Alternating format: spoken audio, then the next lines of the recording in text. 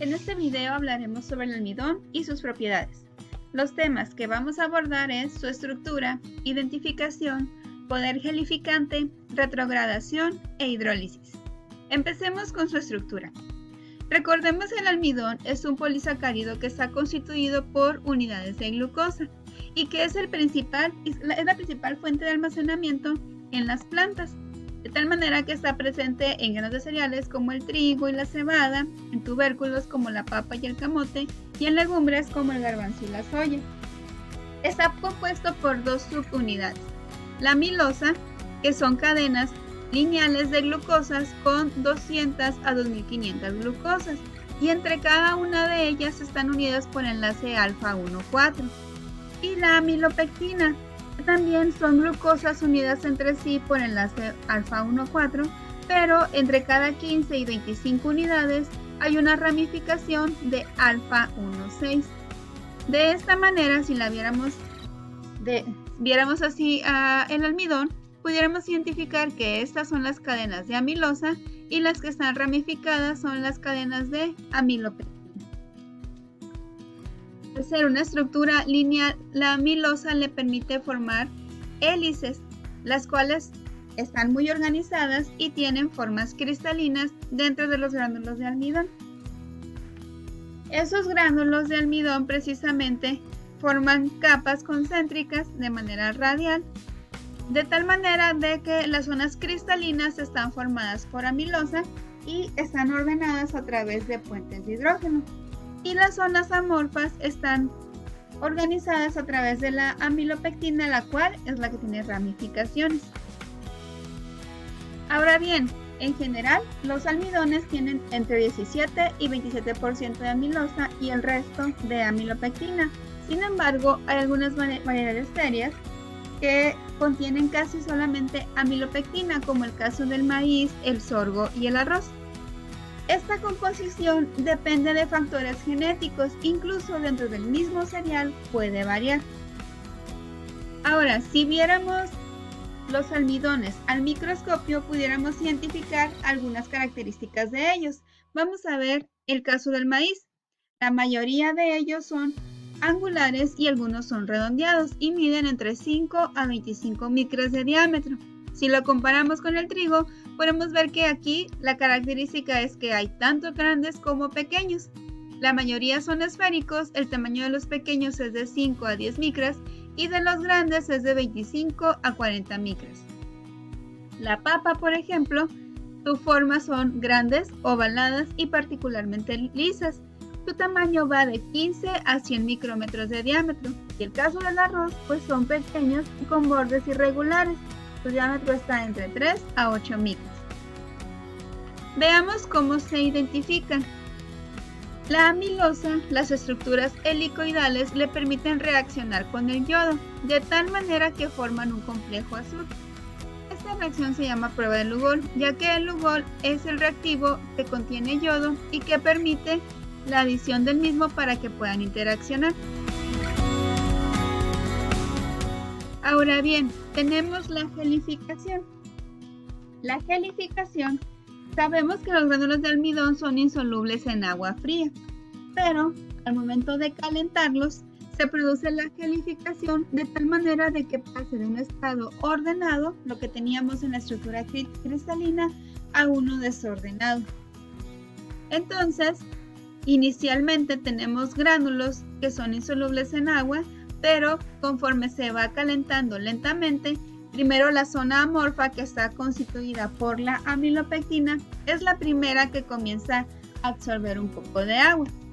Una vez que se hidrata completamente toda la amilopectina y conforme se va incrementando la temperatura, es momento de que la estructura cristalina empiece con el mismo proceso, de tal manera de que se comience a hinchar, pero requiere de mayor energía.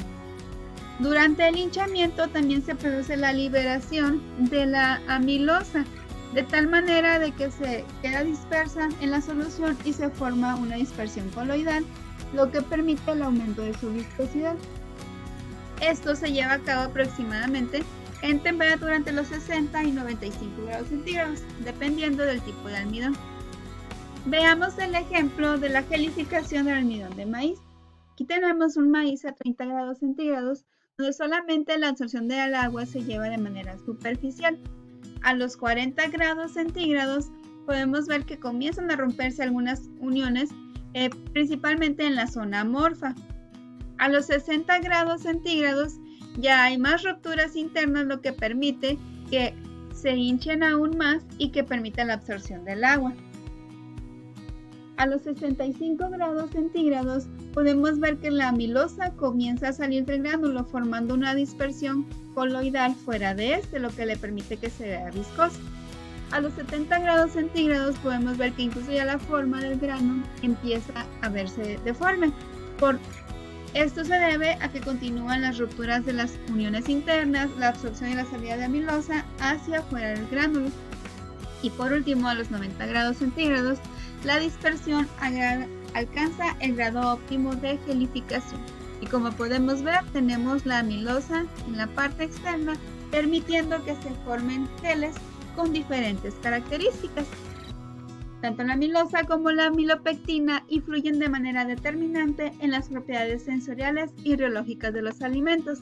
De esta manera, a mayor cantidad de amilosa hay mayor fuerza en el gel y a mayor cantidad de amilopectina hay mayor viscosidad y transparencia en el gel que se forma. Esto no es bueno ni es malo, sino que depende de la aplicación que le queramos dar.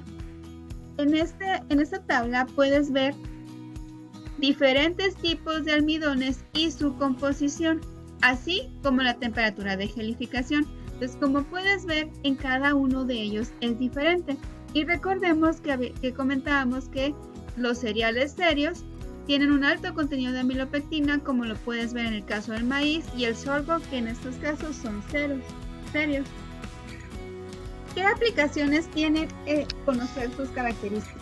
Bueno, por ejemplo, un almidón ceroso, que es alto en amilopectina, se utiliza para darle textura suave a los pasteles. Además, se utilizan en aquellos pasteles que se venden congelados y que posteriormente se descongelan para su consumo, de tal manera de que le permita dar una buena estabilidad. En cambio, el almidón de alta amilosa forma geles fuertes, por lo que se puede utilizar como escudo en películas comestibles, las cuales se utilizan en frutas y hortalizas para incrementar su vida de anaquel. Ahora bien, al conocer las características, al modificar el contenido de amilosa y de amilopectina, la industria de alimentos ha identificado que puede generar almidones modificados a través de diferentes procesos. Por ejemplo, a través de la pregelatinización,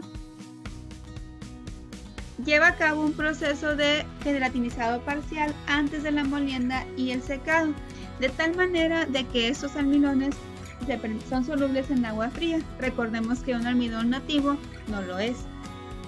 También se pueden llevar a cabo tratamientos ácidos, de tal manera que permite que la gelificación sea más rápida y que se formen geles de baja viscosidad. Y también se pueden adicionar sustituyentes a través de diferentes reacciones químicas, como los grupos aceti, propil y metil, además de fosfatos, permitiendo formar geles más fuertes. Y cada uno de ellos se pueden aplicar de acuerdo a las características del alimento que se desea desarrollar. Ahora también tenemos lo que es la retrogradación. Veamos qué es esto. Recordemos que el almidón natural, al aplicársele calor, permite llevar a cabo la gelificación. Sin embargo, esos geles no son estables con el tiempo, ya que tienden nuevamente a unirse entre sí y formar nuevamente cadenas lineales, lo que hace que el agua que tenían unida, en este caso, queden fuera de las estructuras. Esto provoca el efecto que se llama sinéresis.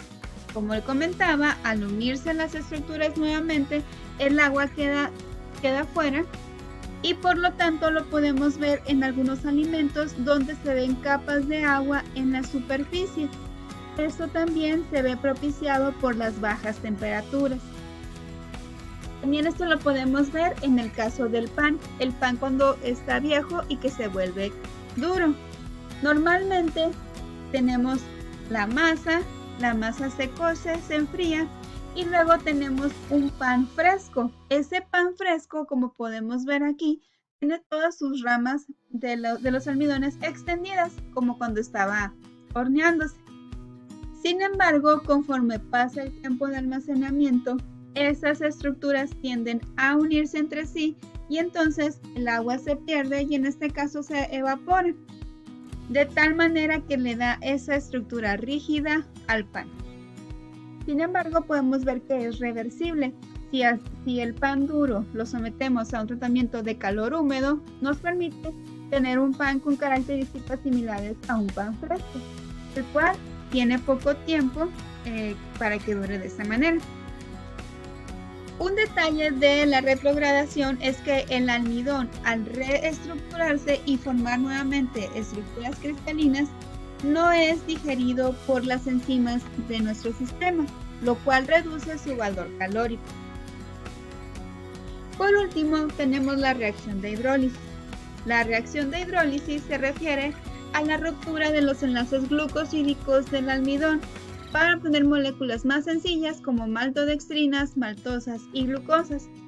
Este proceso se utiliza para la obtención de glucosa, de algunos, sobre todo de glucosa y maltosa que proporcionan sabor dulce, y se lleva a cabo a través de calentamientos en medios ácidos y la acción de las enzimas amilolíticas como alfa y beta amilasas y la glucoamilasa. Entonces, si tenemos la cadena de almidón, estos enlaces son rotos ya sea por pHs ácidos y calor o por las enzimas amilolíticas, de tal manera que tenemos compuestos más sencillos como la maltosa y como la glucosa. En resumen, en este video podemos observar las propiedades del almidón. Sin embargo, te recuerdo que aún hay mucha información que puedes consultar, por lo que te invito a que des una revisión en estos acervos.